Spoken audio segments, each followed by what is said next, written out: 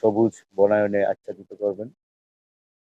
এই কেন্দ্রীয় কর্মসূচি যদিও আমরা ময়মনসিংহে ২ সপ্তাহ আগে থেকেই আমরা বৃক্ষরোপণ কর্মসূচি পালন করছিলাম। গতকাল মন্ত্রিপরিষদের বৈঠকে আবারও গতিশীল করার জন্যে উনি ঘোষণা করেছেন সারা বাংলাদেশে ২৫ কোটি ফলজ, বনজ এবং ঔষধি এবং ছায়া প্রদান করে এরকম গাছ লাগাবেন।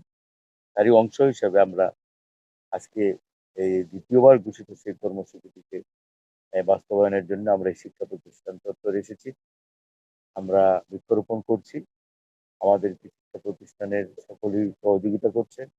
আমরাও তাদেরকে সহযোগিতা করব। যদিও একটু ডাল সিজন, তবু সরকার সিদ্ধান্ত নিয়েছে আমরা সেই যা রোপণ করব তাকে বাঁচিয়ে রাখার জন্যে আমরা যা প্রয়োজন, যা সহযোগিতা দরকার আমরা করব।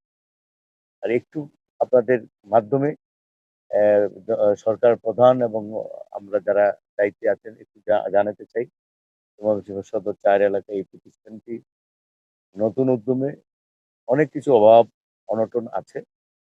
আমরা মনে করি যা আইনগত দিক দরকার, সরকার প্রধান বা যে সমস্ত মন্ত্রণালয়ে কাজ করেন তাদেরকে আমি আহ্বান জানাবো অতি সত্বর প্রশাসকদের সাথে আলাপ আলোচনা করে এই কলেজ কর্তৃপক্ষের সাথে আলাপ আলোচনা করে ব্যবস্থা করবে। আর আমি সিটি কর্পোরেশনকে একটি আহ্বান জানাবো এখানে তড়িৎ গতিতে যে সমস্ত একটু সহযোগিতা দরকার আমি সহযোগিতা দিব। এ যেমন লাইটের ব্যবস্থা, পরিষ্কার পরিচ্ছন্নতা, এত বড় একটি ক্যাম্পাস মাত্র একজন লোক কিভাবে হয়? আমি আহ্বান জানাবো যে অতি সত্বর আমি ইতিমধ্যে কথা বলেছি নির্বাহী কর্মকর্তা ম্যাডামের সাথে। উনি ব্যবস্থা নিবেন বলেছে। আপনাদেরও সহযোগিতা চাচ্ছি সাংবাদিক ভাইরা যারা আছেন আপনাদের সহযোগিতা। রমজান মাসে আপনারা কষ্ট করে আসছেন জাতির স্বার্থে, দেশের স্বার্থে। সরকার যে কর্মসূচি নিয়েছে বাস্তবায়নের স্বার্থে আপনারা আপনাদের লেখনী, চিত্র সকল কিছুর মাধ্যমে প্রকাশ করে এই অবহেলিত ময়মনসিংহ সদর ৪ কে এগিয়ে নিয়ে যাবেন। এই প্রত্যাশা রেখে আমি আমার একটু আমরা খুব আশাবাদী। আমি নিজেও খুবই ইন্টারেস্টেড এই সবুজ বনায়ন করার প্রশ্নে।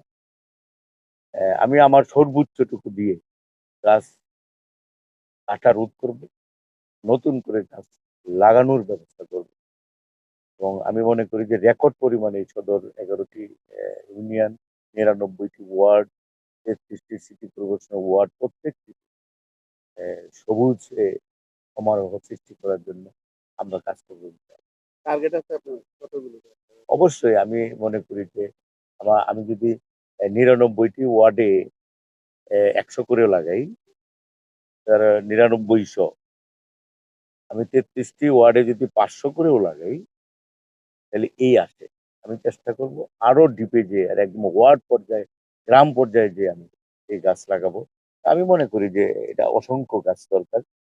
পরিমাণটুকু আমি এভাবে বলব না। তবে আপ্রাণ চেষ্টা করব এই গাছগুলা রোপণ করার। আপনি ১ম এ শিক্ষা প্রতিষ্ঠান কেন বেছে আমি এই শিক্ষা প্রতিষ্ঠান বেছে নিলাম, এটা জানার ব্যাপারে খুব আমার আগ্রহ ছিল। অনেকদিন যাবতই এটার সমস্যা নিয়ে ছাত্রছাত্রীরা কথা বলছেন, শিক্ষকরা কথা বলছেন। তা আমি মনে করলাম যে এই শিক্ষা প্রতিষ্ঠানে যদি আমি যাই, অন্যান্য ব্যাপারেও জানবো যেটা আপনাদের কাছে আমি প্রকাশ করেছি। আমি বলেছি প্রশাসক যারা এখানে আছেন যে আপনারা আপনাদের কথাগুলো বলেন।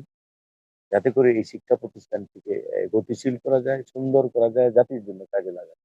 এইজন্যই আমি শিক্ষা প্রতিষ্ঠানটিতে সকাল আসি। গাছ লাগানো কর্মসূচি বিভিন্ন শিক্ষা আমি প্রতিষ্ঠানে বিভিন্ন শিক্ষা প্রতিষ্ঠানে যাচ্ছি। ইতিমধ্যে ময়মনসিংহ পলিটেকনিক ইনস্টিটিউট যাচ্ছি, করেছি, ইঞ্জিনিয়ারিং কলেজে করেছি। আমি প্রত্যেকটি শিক্ষা প্রতিষ্ঠানের উপর বেশি জোর দিব কারণ প্রত্যেকটি শিক্ষা প্রতিষ্ঠানে একটি এরিয়া আছে। এই গাছগুলো লাগানোর পরে নষ্ট হয়ে যাওয়ার সম্ভাবনা থাকে। এখানে যেহেতু লোকবল আছে বিভিন্ন শিক্ষা প্রতিষ্ঠানে, আমরা তাদের দিকেই করছি। তারপরে আমরা গ্রামে-গঞ্জে যে লাগাবো সেখানে আমরা লোক সৃষ্টি করব। যাতে করে গাছগুলা বাঁচিয়ে রাখার জন্য আমরা এরিয়া থেকে শুরু করে পানি, খুঁটি এটা বড় না হওয়া পর্যন্ত সেবা শুশ্রূষা করার জন্য ব্যবস্থা করবো ইনশাআল্লাহ।